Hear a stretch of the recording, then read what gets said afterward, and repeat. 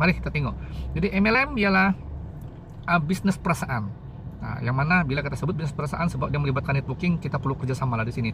Bisnis perasaan tuh maksudku di sini ialah kalau orang senang dengan kita, dia akan join dengan kita. Kalau orang tak suka dengan kita, tak senang dengan karakter kita, hebat macam mana pun kita, hebat macam mana pun syarikat tuh, of course dia tak akan join kita.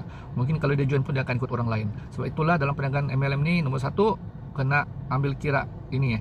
Ini ambil berat, bukan ambil kira, kena ambil berat tentang perasaan. Sebab inilah bisnis perasaan ya. Kedua ialah mau pergi jauh, mesti mau kerja sama. Kerja sendiri memang tak boleh. So kita perlu teamwork sebab kita ada kumpulan kan. Biasanya networking kan ada kumpulan. Jadi dalam networking dia ada dua kategori. Satu kategori kita panggil dia upline, satu kategori kita panggil dia downline kan. Nah, tapi dalam sini kita panggil dia downline itu tidak masalah. Cuma kalau di luar sana, kalau boleh lah kan, janganlah kita panggil rakan kongsi kita itu sebagai downline. Macam dah sedap pula pujian, downline, macam orang bawahan kan. Jadi lagi bagus kalau di luar sana, kalau kita mau kenalkan kita punya downline sama orang lain, kita guna perkataan business partner. Dia ni ialah aku punya business partner, macam tu. So kalau kita mau kenalkan kita punya downline sama orang lain, kita mesti beritahu ini ialah business partner aku. So kurang-kurang dia punya perasaan pun terjaga. Nah, coba bayangkan downline kamu tuh dia punya sekolah tuh tinggi, dia orang yang graduan, tiba-tiba kamu panggil dia downline. Nah, ada setengah tuh downline tuh yang berpendidikan tinggi tak boleh terima. Nah, lebih-lebih lagi dia tahu dia punya upline tuh yang sekolahnya tidak tinggi ataupun sini rumah maci-maci. Nah, dan tambahlah dia mengelak, dia bilang, nah kau panggil aku downline sedangkan aku ni tinggi sekolah daripada kau. So jadi ayat itu, perkata itu kita tukar, daripada downline kita akan tukar dia ke business partner ataupun rakan niaga kita. So ini paling penting, ingat ini ialah bisnis perasaan. Jadi guys, kita teruskan dengan tanggung jawab. Jika ingin serius terhadap kerjaya networking, maka Anda mesti melakukan 4 tanggung jawab ini, yaitu 4 tanggung jawab upline dan juga 4 tanggung jawab downline. Jadi adil lah, upline ada 4 tanggung jawab, downline ada 4 tanggung jawab. Sebab kenapa kita tekankan tanggung jawab? Kita nih kan, dia senang saja. Aku ambil beberapa contoh lah. Contohnya kalau kamu seorang orang tua, kalau kamu tidak ada tanggung jawab sebagai orang tua, macam mana kamu mau bentuk anak kamu? Begitu juga kalau kamu tuh anak, tidak tanggung jawab sebagai anak, macam mana pula kamu menghormati orang tua kamu? Jadi kita ini ada tanggung jawab masing-masing. So tanggung jawab inilah sebenarnya menjadikan kita berdisiplin. Tanggung jawab inilah sebenarnya menjadikan kita insan yang insan berguna lah, kita cakap begitu. Sebab bila kita ada tanggung jawab, orang akan senang dengan kita. Boleh? Jadi kalau mau berjaya dalam das ini mesti mau pegang ini 4 tanggung jawab upline dan juga 4 tanggung jawab downline. Jadi kita pergi dulu 4 tanggung jawab upline. Yang pertama, rela kongsi pengetahuan ataupun salurkan segala pengetahuan. Apa maknanya? Maknanya ialah kita upline bila kita sponsor orang baru, orang akan kongsi kita kan, kita mesti bagi dia pengetahuan tentang company, punya profile, tentang maklumat tentang produk. Kalau dia mau melakukan perniagaan ini, kita punya marketing plan. Nah, kalau kita punya meeting, kita mesti mau bagi tahu sama dia bila. So ini mesti kita mau salurkan kepada dia. Kita tidak boleh orang cakap kita pandai manajas ya, tapi kita macam abaikan dia begitu saja. Sebab itulah kita perlu bila ada apa-apa informasi, kita mesti mau salurkan kepada kita punya rakan kongsi. Ini yang pertama. Ya, yang kedua. Ya, kita tengok yang kedua ialah membimbing rakan kongsi baru. Nah, bila kita punya rakan kongsi itu tadi, dia sudah join kita dan dia bagi tahu dia mau buat kan, sebagai upline, tanggung jawab kita ialah membimbing dia. Cara kita bimbing macam mana? Ialah kita kena turun padang dengan dia, field work dengan dia. Maksudnya ialah kalau memang kita nampak dia tu memang bersungguh-sungguh mau buat kan. Jadi sebenarnya rakan kongsi macam inilah yang kamu kena fokus. Sebab bukan mudah untuk mencari orang yang mau buat. Jadi bila kamu dapat orang mau buat, kamu kena sungguh-sungguh bimbing dengan dia. So bimbing ni, ingat, bimbing ni turun padang dengan dia, bukan mengarah. Ada perbezaan sini, mengarah dan membimbing. Jangan pula bila ada orang kita bagi tahu kita, rakan kongsi kita bagi tahu, aku mau buat lah upline. Macam mana tuh? Terus kita bilang, oh senang sih, kalau kamu buat kau pergi mana aja. Ini hari kau pergi mana aja lah, kau pergi cari orang, lepas tu kau sponsor lah. Macam itu mengarah namanya. Membimbing tu, bila dia bagi tahu saja, ini contoh, dia bilang upline aku mau buat lah. Oke, kalau kamu buat senang saja. Perkara pertama yang aku mau kau buat adalah buat appointment. Jadi suruh dia buat appointment. Kalau boleh biar dia buat appointment depanmu. Buat appointment, kemudian waktu bila appointment sudah set, sama-sama jalan dengan dia pergi field work. Bila masuk pergi field work sana, jadi sampai sana nanti baru kamu yang sharing lah, biar dia yang tengok. Itu ada dalam aku punya video yang lepas, dalam kalau aku silap dalam hukum ABC aku udah terangkan sudah itu. So aku tidak akan sentuh di sini. Jadi waktu keluar dengan downline kita pergi sharing, di situ akan menampakkan kita sungguh-sungguh mau bantu dengan dia. Jadi dia lagi semangat sebab kita tidak lepas tangan. Betul lah? Setuju kan nih? So bukan itu saja tahu. Bukan itu saja sebenarnya, di situ juga dia boleh nampak macam mana cara kita filing, cara kita berkongsi, dia akan nampak itu semua. Jadi ini ialah tanggung jawab kita sebagai upline. Ingat, bukan senang untuk kita mau cari pemimpin yang mau melakukan perniagaan ini. Jadi bila ada sudah yang mengeluarkan signal yang dia mau buat, so kamu kena bantu dengan dia, dengan cara mesti mau turun padang fieldwork dengan dia, jangan mengarah-arah dia, ya. Nah, boleh ya guys. Itu yang kedua. Seterusnya yang ketiga, tanggung jawab upline ialah sabar memupuk pemimpin. Nah, ini yang sini mencabar betul nih kan, terutama sekali kepada upline-upline yang sudah ada ramai rekan kongsi. Kenapa aku bilang mencabar di sini? Sebab bila kita sudah ada ramai rekan kongsi kan, dorang punya karakter tuh macam-macam tahu. Ada yang dengar cakap, ada yang menghormati upline. Tapi tidak kurang juga yang tidak mau dengar cakap, yang melawan pun ada, yang menyuruh mengulun pun ada juga di situ. Jadi sebagai upline ini kita kena sabar. Kita kena sabar kalau kita rasa memang dia tiba-tiba pula ada tuh kadang-kadang downline kan dia pandai marah dengan kita. Jadi kalau dia tiba-tiba keluar perkataan yang kasar kan, jangan pula kamu marah dia balik, nanti kamu bergaduh. Jadi time dia macam perkataan negatif, keluar negatif yang dia ndak kita suka dengar tuh, ndak apa, kamu tarik nafas panjang-panjang. Tarik nafas tahu kamu macam mana? Macam ini. Baru kamu hembus tuh napas. Nah, kasih tenang diri kamu. Nah, time dia tidak senang tuh janganlah kamu layan sama dia, sebab nanti tambah lagi panas. Jadi tunggu tenang dulu, baru kamu layan dengan dia. Jadi ini yang kesabaran yang kita mau. Kalau kamu tahan, kalau kamu boleh tahan dengan ini kesabaran pemimpin, aku rasa memang kamu tidak ada sebab. Memang tidak ada sebab kenapa kamu tidak boleh berjaya dalam industri ini. Ya, sebab ingat sejak dalam rumah kita pun, kalau kita ada 4-5 orang anak, karakter anak kita bukan sama. Ada yang nakal, ada yang mau dengar cakap, ada yang manja begitu, ada yang pandai mengampu, macam-macam kita jumpa tuh. Sama juga dalam industri ini. So kita sebagai upline kena sabar. Boleh guys? Oke, yang ketiga itu. Yang keempat, tanggung jawab upline yang keempat ialah membimbing dengan penuh kasih sayang dan juga bantu dia menyelesaikan masalah jika ada masalah. Oke, tugas kita sebagai upline ialah membimbing rekan kongsi kita, terutama sekali yang mau buat. So bila aku sebut bimbing di sini, ya, kita mesti bimbing dan ikut cara yang betul. Jangan ajari cara yang salah. Kena ajar cara yang betul dengan penuh kasih sayang tuh. Maksudnya jangan, bukan bersayang-sayang dengan dia lah. Maksudnya kan bimbing dia dengan cara yang supaya hatinya indah sakit begitu, indah terasa begitu. Kalau tegur pun dia ada tegur dengan teguran yang suara ataupun janganlah yang tinggi menunjukkan marah, biarlah yang lembut, macam itu maksudnya itu, ya. Sebab tugas upline ini adalah untuk membimbing rekan kongsi dia.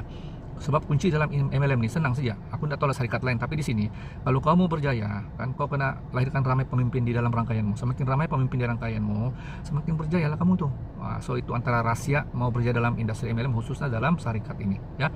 So bila pula downline kita tuh tiba-tiba dia ada masalah dengan prospeknya, jangan pula kita melarikan diri, mengelak. Kita mesti bantu dia selesaikan masalah tuh. Ini contohnya mungkin ada masalah, downline itu prospeknya lepas guna produk tuh dia dapat kesan sembuh, tiba-tiba penyakitnya pula keluar balik. Jadi jangan pula kita panik, jangan kita takut. Nah, kalau downline kita mengadu dengan kita, bagi tahu dengan downline kita itu sudah biasa. Tanya bilang, sebab itu tanda-tanda penyembuhan, itu normal. Ya, itu normal. Artinya dia ada peluang untuk sembuh. Yang penting kalau dia tidak tahan bilang, suruh dia kurangkan dos lah dan minum banyak air. So itu cara kita bantu menangani masalah yang berkaitan dengan bisnis ini saja, bukan masalah rumah tangga. Boleh? So ini 4 perkara tanggung jawab upline. Sekarang kita pergi pula tanggung jawab downline. Oke. Guys, tanggung jawab downline. Nah, aku pasti kita nih ada upline, ada downline di sini kan. Jadi tidak kisahkah kita downline kah, kita upline kah, kita mesti pegang pada tanggung jawab ini. So kadang-kadang kita nih upline, tapi sebenarnya kita pun downline juga. Sebab apa? Ada upline di atas kita kan. Macam aku sendirilah begitu. Jadi jika upline tolong, hargai jasanya dan jangan mengarah. Ini penting. Ini sangat penting. Maksudnya apa? Kita mesti pandai menghargai jasa upline kita kalau dia tolong. Sekurang-kurangnya kalau sudah bantu kita, ucaplah terima kasih. 2 perkataan sih ya, terima kasih. Bukannya susah pun. Jangan sudah lari tolong, kan? Sudahlah lambat datang, udah tepat masa. Lepas tuh tidak pula ucap terima kasih. Nanti sudah anda close sales, dimarah lagi upline. Salah.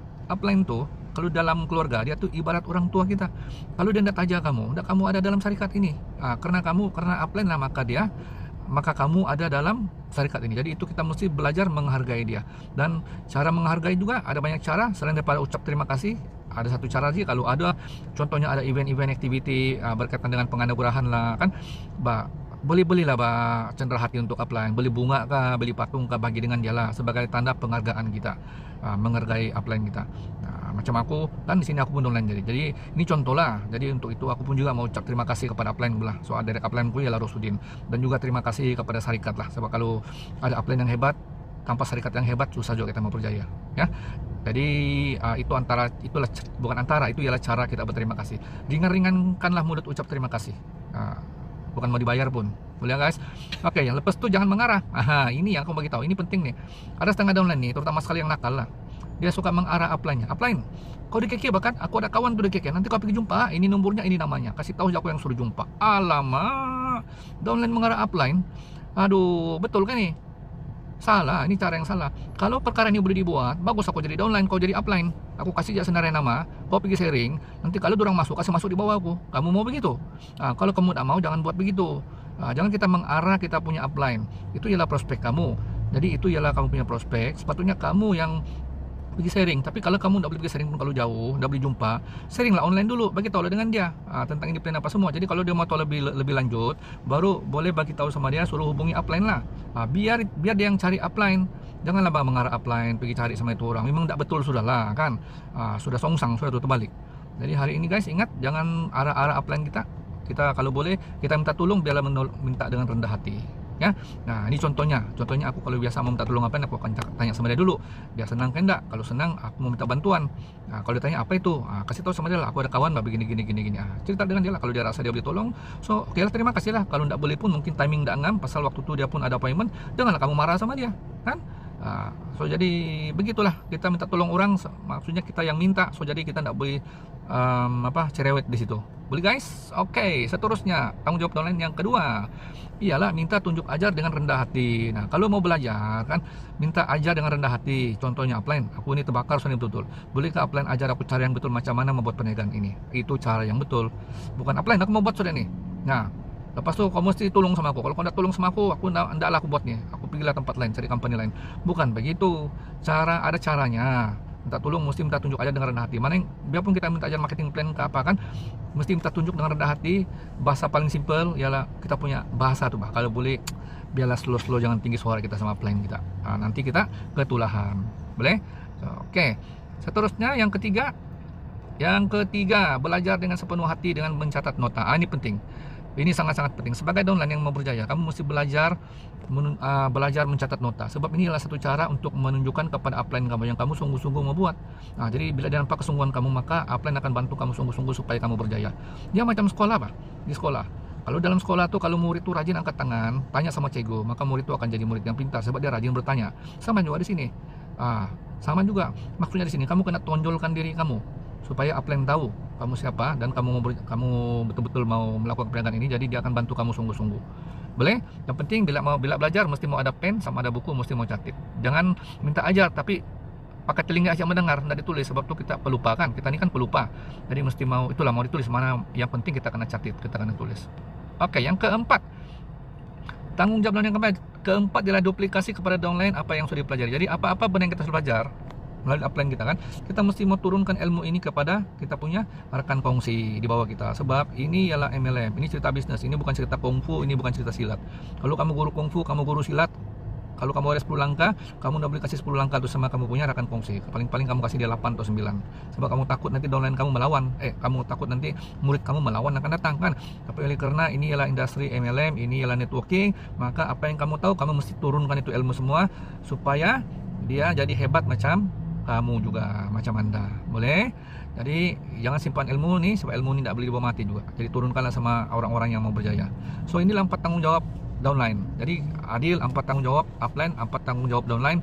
So kamu pegang pada tanggung jawab ini, sudah pasti kamu akan ada satu rangkaian yang harmoni. Sebab masing-masing kan menjaga hati masing-masing. So kita mau network yang macam ini, kita tidak mau satu network yang porak-poranda di dalam tuh. Kita tidak mau dalam rangkaian kita tuh downline komplain upline. Kita tidak mau macam itu. Kenapa itu berlaku? Sebab kita tidak ada sistem. Jadi sebab itu kita perlu sistem. Biar sistem itu yang kasih guide kita punya network. So itulah sistem itu paling penting. Jadi ini adalah salah satu sistem pendidikan yang perlu kita serap dalam grup kita, dalam kumpulan kita. Oke. Kita sudah hampir sampai penghujung.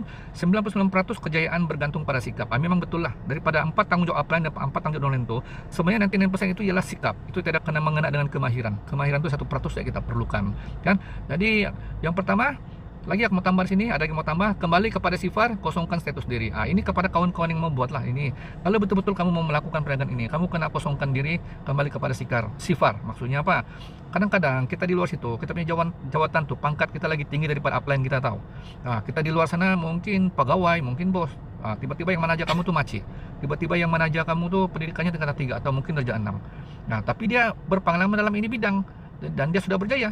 Jadi kalau betul-betul mau berjaya macam dia, kan kamu mesti kosongkan diri, jangan bawa status kamu masuk ke dalam network dalam ini perniagaan lah. Sebab kalau kamu masukkan, kamu udah boleh kosongkan diri. Kamu masukkan diri, nanti kamu ditegur, kamu marah. Sebab biasalah, bos kan di luar suka arah-arah orang. Jadi itulah, kamu kena kembali kepada kosong lah, back to zero. So ini yang pertama syarat harus kamu buat.